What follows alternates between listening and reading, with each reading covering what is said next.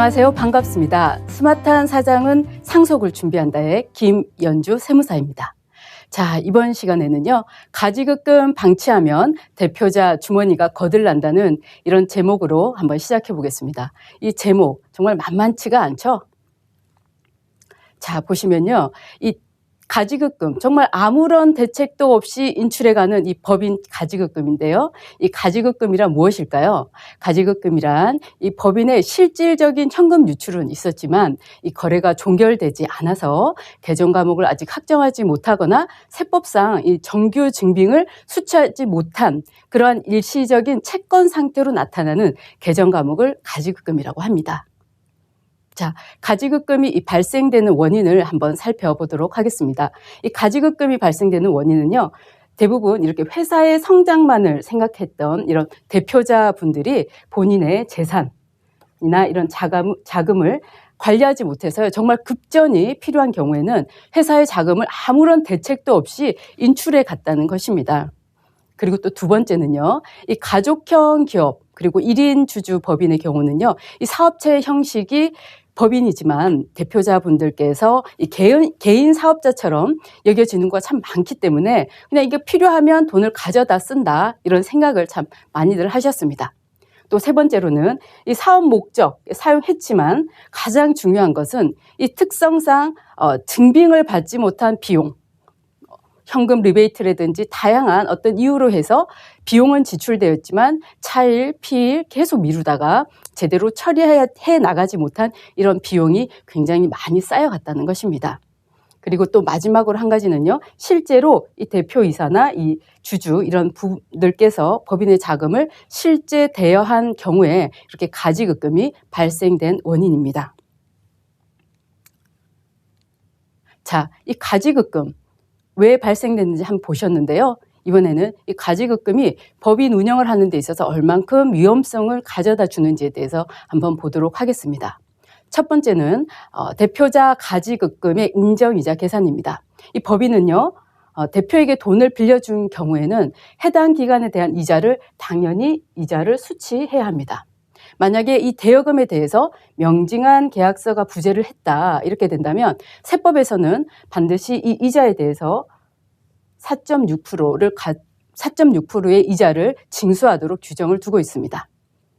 이 해당 법인이 어떻게 될까요? 이 이자만큼 당연히 이 법인의 수익금액에 가산되고, 그리고 법인세가 증가할 것입니다.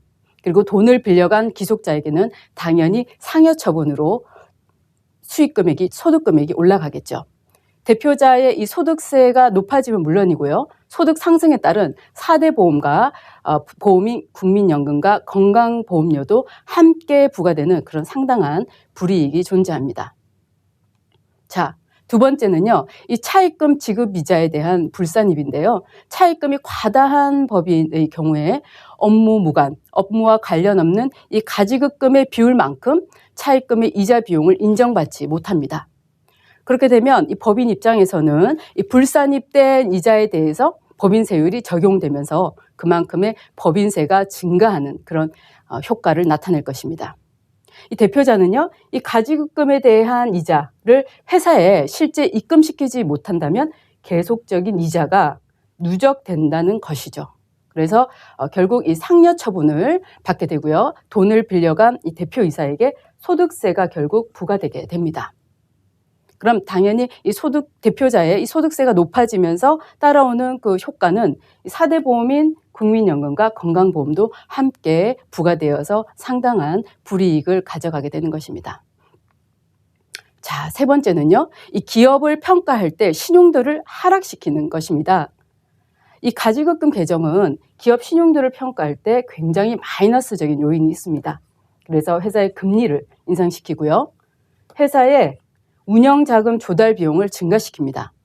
과도한 금융비용은 이 회사의 영업이익을 굉장히 많이 삭감시키죠. 이것은 바로 이 기업 성장에 발전하는 데 있어서 아주 저해하는 그런 요인이 될 것입니다.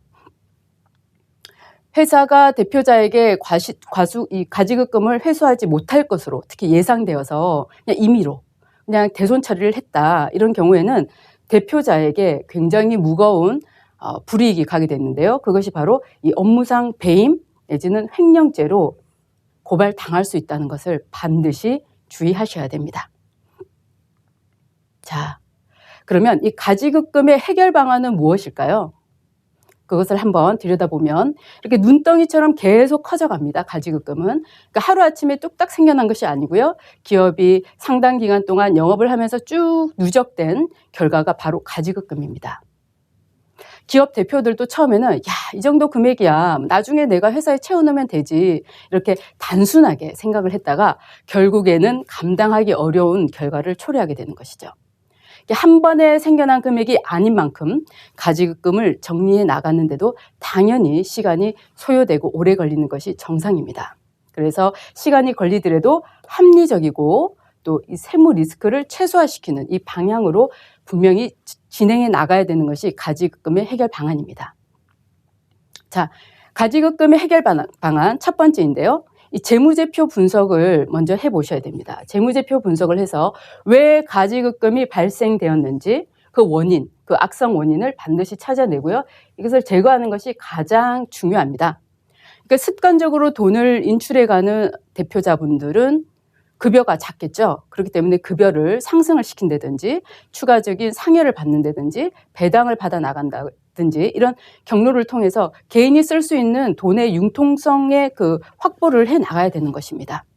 그리고 이 원재료 할인을 위해서 무자료 거래를 요청하는 경우들이 간혹 있는데요. 이런 무자료 거래에 대해서 또 적격 증빙으로 거래를 할 수 있게끔 유도를 해 나가야 되는 것이죠.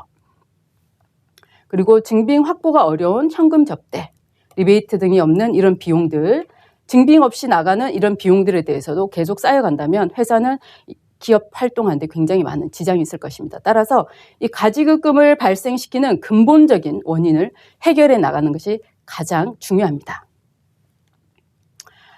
그리고요. 조금 전에 이 가지급금이 발생된 원인은 대표자가 쓸 돈이 없다 보니 그 법인에 있는 현금을 그냥 이렇게 유출해 나가는 그 원인이 가장 컸습니다. 그래서 이 가지급금을 해결해 나가는 방안 중에 가장 또 중요한 것은 추가적인 급여의 설정을 해 나가야 된다는 것입니다.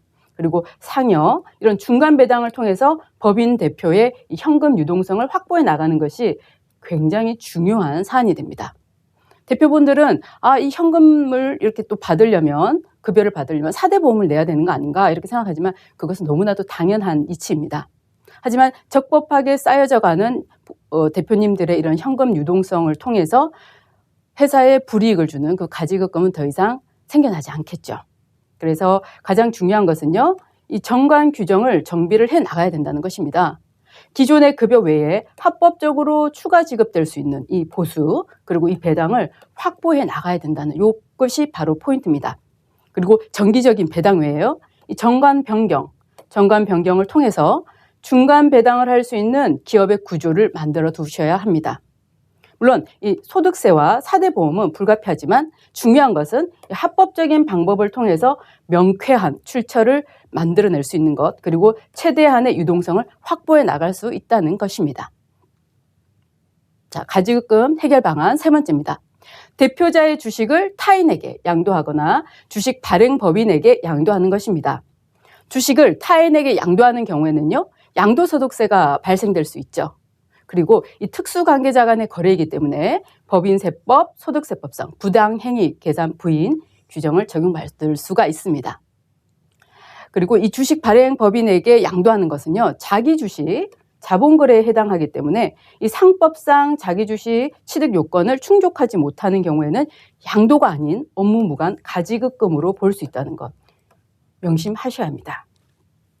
그리고 자기 주식 취득이 유상감자가 목적인 경우에는요. 의제 배당으로 보아서 배당 소득세도 과세된다는 것을 인식하셔야 됩니다. 자, 네 번째입니다. 대표자 소유의 개인 부동산을 법인에게 매각하거나 임대를 해주는 것입니다. 대표자 소유의 부동산을 매각을 할 때는요. 이 적정가액으로 매각을 하고 임대도 적정가액으로 하면서 이 현금 유동성을 확보해 나가야 됩니다. 법인과 대표는 결국 이 특수관계자 간의 거래입니다. 매매 가액이 시가 외에 다른 어떤 비정상적인 가액으로 계속 이루어진다고 한다면 법인세법이나 소득세법상 부당행위 계산 부인 규정을 적용받을 수가 있습니다. 이 부당행위 계산 부인은요. 법률상으로 타당하나 거래의 실질이 조세를 부당하게 감소시키는 목적이라면 그 행위를 인정하지 아니하고 실질 과세 원칙으로 적용을 해서 과세를 하겠다는 것입니다. 그래서 임대료 산정가액은요, 부동산 시가의 50%에서 임대보증금을 차감하고요, 거기에 정기예금 이자율을 곱해서 계산을 하시면 됩니다. 자, 해결 방안 5번째인데요. 이 회계상의 정기 오류 수적 손실을 인식하는 것입니다. 말이 조금 어렵지만 한번 보시면 결코 어려운 내용이 아닙니다. 가지급금이 왜 발생되었는지 그 원인을 먼저 분석을 해야 되고요. 그리고 이 오류를 수정해서 정기 오류 수정 손실로 인식을 하는 겁니다. 그러니까 집을 찾지 못했던 이 가지급금을 자기 집, 자기 주소를 찾아준다고 생각을 하시면 됩니다. 물론 이 정기 오류 수정 손실로 인해서 비용에 따른 적격 증빙 미수치에 대한 증빙불비 가산세는 발생할 수 있습니다. 하지만 이것은 보다 합리적인 방법이고요. 그리고 회계상 비용이 이미 인식이 되었기 때문에 거기에 따른 법인세가 줄어들 것입니다. 그래서 그 법인세에 대한 경정 청구를 진행해 나가시면 됩니다.